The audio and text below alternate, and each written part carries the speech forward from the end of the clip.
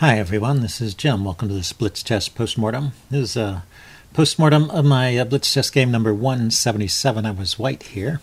Kicked off with knight f3, and we got into an English opening, c5. My opponent, his name is c410, his handle on ICC, and I played him once before. That was game number 149, if you want to check it out. And I won that one too, and we played an English opening in that one as well, although with the colors reversed. So he had the white pieces, and he started out with c4. So I figured if he had the black pieces, he would start out with c5 if I gave him the chance, and I did. And so we get into an English opening. I don't see too many of those in this series, so always good to get a different opening in there. And this turned out to be a pretty nice positional win for me. So let's see how it happened. Knight c6, g3. So we're just setting up this symmetrical formation. Bishop g2, bishop g7. Nobody's going for a big advantage here. And it says knight c3 or castles are the main ways of playing. So the move I played, e3, trying to play d4, is just not considered that great. And the chess engine isn't thinks I've given up the advantage basically, and given the advantage over to black with this move. Still, we're out of the opening book. We can just look at the engine evaluation. So it says black should play d5. No, they gave up on the knight f6 idea, so it thinks d5 is good, just breaking in the center right away. That's often a way for black to equalize in these openings, so d5 is a move I can approve of. Instead, he played a different idea. He played e5, which is interesting because it clamps down on my move. I wanted to play d4. That was why I played e3, and this puts a stop to that. So I just go in with d3, and now we reach a position which is pretty much equal. So we'll stay equal for a while, I think. Knight g7. Not the most aggressive posting. Maybe a little knight f6 is a little better. Knight c3, going after the hole in the structure here. Black castle. And I went ahead and played knight d5. I'm going to let him take there, and then I'll have a pawn on d5, which may come in handy. Sometimes those advanced pawns are useful and worthwhile. Although the engine is once again not approving. It thinks I should try castles, knight d2, other moves. Okay. But it's not a losing move. It keeps us in the range of even. The game goes on. d6 and guy castle, rook b8, and a3. So you see, yeah, we're still in the range of even here. Knight takes. He finally grabs the knight.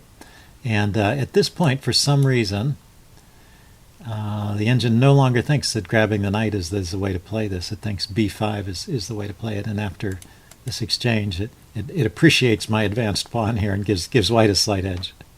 Okay, but not a winning edge, just the usual kind of opening advantage you might get. So f5, and I was really torn here. I wasn't sure what to play, and then I hit on this idea of knight to g4, knight to g5 to e6. This is a maneuver you often see in a King's Indian defense, which has a similar kind of setup with the king castled over here and the pawn triangle and the bishop. And sometimes that's played even as a sacrifice. So this bishop will be exchanged for the knight, and then black will round up the pawn. So black will gain a pawn, but he's lost this light squared bishop, which is a very good piece in this structure because the central pawns are on dark squares, and also costs him some moves. So he's lost a good piece, and he's lost some time, and so often that's enough compensation for the pawn. But I thought, why give up the pawn if you don't have to? So that's why my idea was to play this move, queen b3. The engine, after some time to think about it, likes the idea of b4, just directly undermining black's center pawns there, which that's a move I thought about briefly too. That would be an interesting way to play as well. So queen b3, and then f4 is what I was expecting. Just push on with the pawns and try and get some attack going here. But instead he played king h8.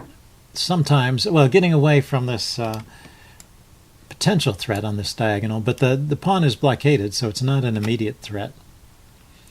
I guess there's the idea of a knight sack here, but he can take with the bishop instead of the pawn, and this pawn stays blockaded. So king h8 wasn't strictly necessary there. So I go on with my plan of knight g5. He kicks it, and then I go to e6. Hey, and the engine actually approves of this plan, so that's interesting. And he should take it off. I'm forking his two pieces, so this is practically forced. And then he tries to round up the pawn, and maybe not the most precise way to play. If we back it up, rook f6 was played. f4 is recommended. Yeah, once again, kind of ignore this pawn for a while. Push on with your own plans. That might be a better way to play this. Yeah, it starts to look much better, f4. Still in the range of even with side edge for white. Okay, rook f6, and things start to look up for me. So I go ahead and take. Now I see a way to hold on to that pawn. So I hold on to it for a move by taking here, and then he decides to take back with the knight. Reasonable choice. And then I can get the bishop to d5 to hold on to it. Now the funny thing is, in this point, the engine likes bishop e3 better than bishop d5. So bishop to e3, and just giving up on that. Let's check this variation out. Bishop e3. Suppose he just grabs the pawn. Oh, it's still defended by the queen, right? I don't have to get a bishop there right away. I have time to get the bishop there later. And then if he plays queen e8, trying to round up the pawn, then I can play bishop d5. Okay, that was the idea. So I went bishop d5 right away, and now he could play knight d4, knight e7. Yeah, I was expecting knight e7, trying to undermine the bishop.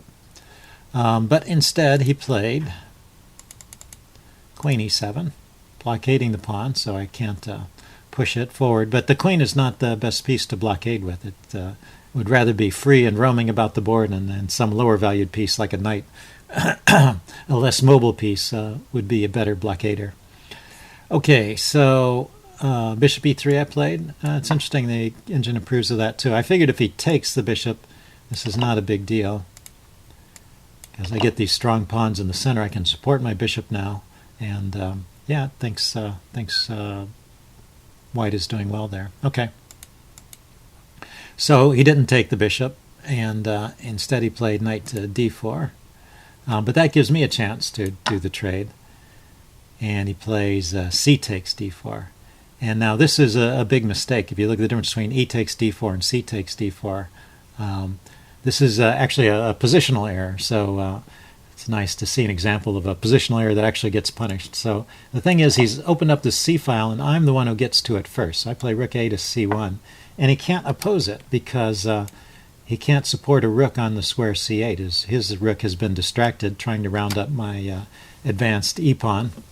And his queen is up here too, and so there's no way for him to counter my pressure on the c file, my position there. So he moved his king up here, king h7, getting off the back rank, and I double my rooks. He brings his rook back to defend along the back rank.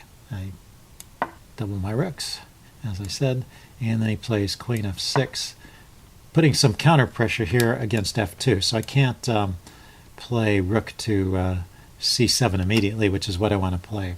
So I do this queen maneuver. I go queen b4, hitting his pawn here. And he defends it with rook f to d8.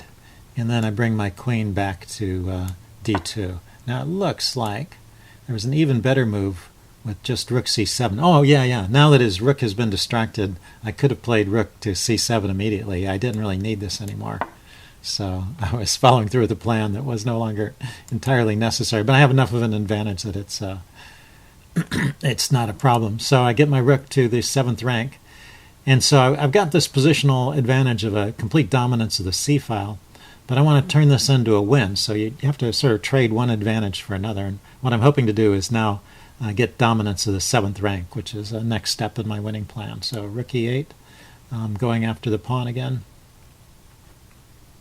And rook f7 hitting his queen. Yeah, so he probably should have prevented that. He could have played a move like rook f8. Yeah, top choice of the chess engine, rook f8. But you'll see, look at this tremendous advantage that white has here. And it's even though the material is completely even, there's two rooks, a bishop, and a queen for each side. And yet I have this tremendous advantage. And it's just because of I'm going to get enough pressure along these files. He can't challenge me on the C file, and it looks like I'll be able to even get into the D file. So onto the 7th rank, I mean. So let's see. If he would have played here, according to the engine, my best choice is to go to d7. Yeah, so I can double in the 7th anyway. Can't he play here? Just rook takes b7. So I guess he can't really challenge me. Rook e8, rook takes a7, and I can just scoop up these pawns and push these guys in. So yeah, so even with the best defense, black's position is already hopeless. Okay, so he played rook e8 here, and that allows rook f7, harassing his queen. The queen really only has one move. The engine is recommending queen takes f7 there, which is kind of funny, or rook to e7, which would give up the queen in another way. But it's natural to try and save the queen. But then the other rook comes in on the 7th rank, and it's pretty much all over. So rook to g8 was played to save the bishop. And now rook c to e7, it says, is the best move here. Rook c d7, rook c e7. Yeah, I played rook f to d7, and I guess that gives the... Oh, cancel that. He played queen to f8. I guess it gives him a few more spaces to run to. But now I can push on with e7, and this is pretty strong advantage here. Queen f6. Oh, if we back up, I thought in the game he could have gone to queen to f6. Yeah, queen f6 was his best try here. Queen f6 could have been played here. But then rook f7 anyway. Queen back to d8.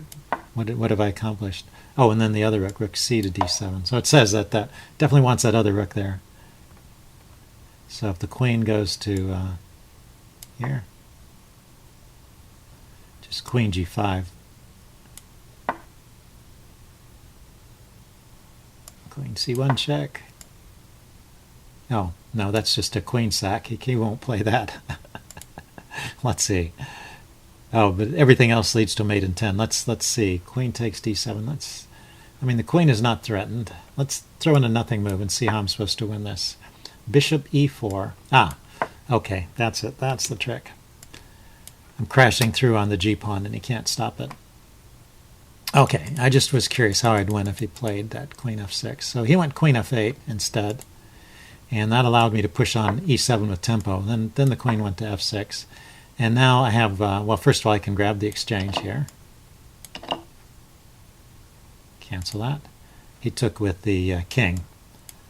And then I played the move e8, just turning the pawn into a queen, because I can give up this pawn because I'm winning the bishop over here, and I'll just be a whole rook up. And if he trades out all the way, I guess he did, then I've got a queen against a rook, which is usually a pretty easy win. So, but it made the game last a bit longer. Queen b4, going after his pawns. You have the power of the queen as its ability to attack multiple things that can't all be defended. And just start scooping things up. King f7 defending the rook. f4 just trying to create more weaknesses in his position to make it easier to take things.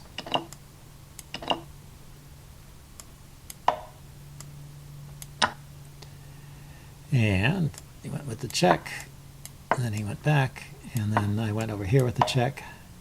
Where'd the king go? King went to f6, and then I started pushing the pawn. So this is going to be my winning pawn here.